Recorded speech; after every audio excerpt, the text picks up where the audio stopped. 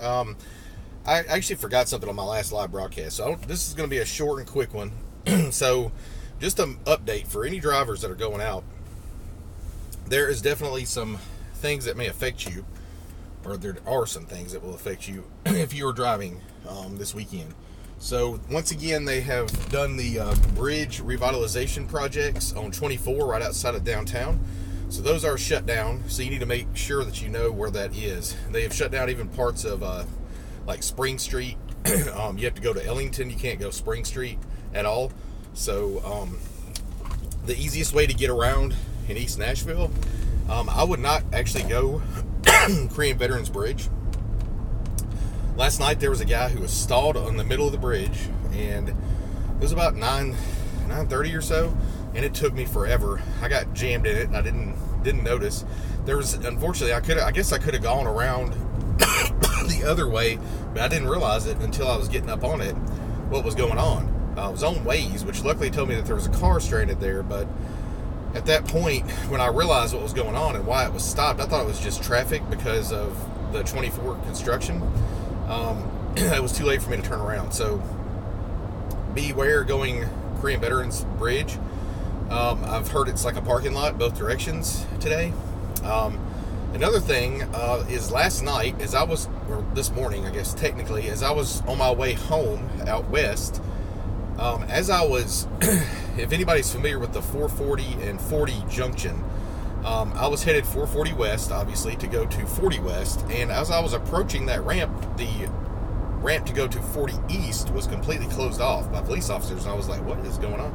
Then I noticed a huge column of smoke going up in the air, and as I went around the entrance ramp to go to 40 west, I noticed off to my right this huge flame. It was like 20 or 30 feet high, it seemed like. Apparently a tanker truck had caught on fire as a result of having an accident with a car, and apparently I was very fortuitous in my timing there, because if I had, luckily my home isn't that way, but if I had been going that way a little bit sooner, I could have either been involved myself or could have seen it happen or gotten trapped going back that direction or something. But anybody who's coming into the airport, which I know there was a scheduled ride that showed up on my way home that was in Bellevue at 4:30 or something, those people might have been screwed. They might have had to go all the way around on Old Hickory or something. I don't know. They were going to the airport, it looked like, and I almost took that ride, and I'm so glad I didn't, because I had no idea the extent of the damage that was going on there. It took them 90 minutes to put out that fire, and I saw ambulances and fire trucks and stuff coming from the direction that I live, west from like Dixon area, and I was like, what is going on? So I don't know if they called a bunch of stuff from surrounding counties and everything for that. I don't know if it was a mass casualty or anything, but that tanker fire caused a lot of problems. They apparently didn't even have it open this morning. They had it down to 2 lanes going into town. So if you're going into town like I am, I'm considering taking another route. If I see Waze slow down or something, I might get off and take 100 or 96 or something like that to go into town, or 840 maybe. So 2 things to be aware of there.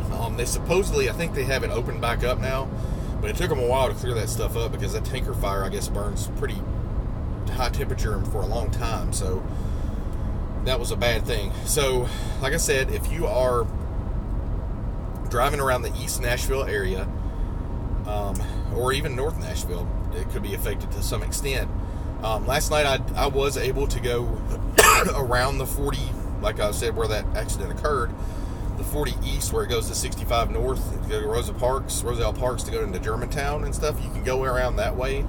That was not blocked. If you keep going, actually, even back when you curve back around to go towards 24 west on that side of town, on the west side of town, you can go up and around to like Trinity Lane and all that stuff. That was not closed down, but on the way back, you're not going to be able to go straight into downtown. You're going to have to go over 4065 to go towards 440 right there. So just something to be aware of. You guys want to be aware of your routing, depending on what your destination is, or even if you're going to get a passenger.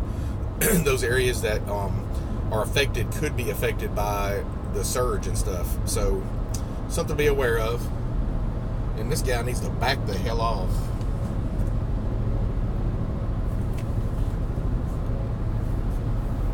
Guy needs to back the hell off. He's like riding on my ass. I'm going 70. So anyway, freaking hate it when that shit happens. Give him the one finger salute on the way.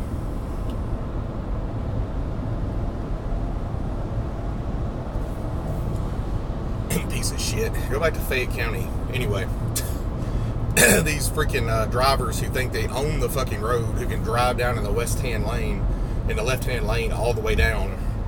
I was passing a truck and this guy came up on me like super fast, expected me to just move over for him because he's royalty and has to go somewhere to go. Anyway, I hate freaking people tailgating me. That's my biggest pet peeve, is people riding my ass. If they want to ride in the back seat with me, all they gotta do is come up and ask. I'm just saying. So, like I said, just those accidents to be aware of. Just keep your, I recommend Waze. It seems to me that Waze is more up to date with traffic closures than Google Maps is. I have a problem with for some reason my Uber app does not feed the information properly over to Waze, so I end up having to put in the address manually if I get an Uber ride. Whereas Lyft goes straight over to Waze. So, I don't know what the deal is with that, but I highly recommend Waze if you have not tried it. W-A-Z-E. It's free. You can download it on Android or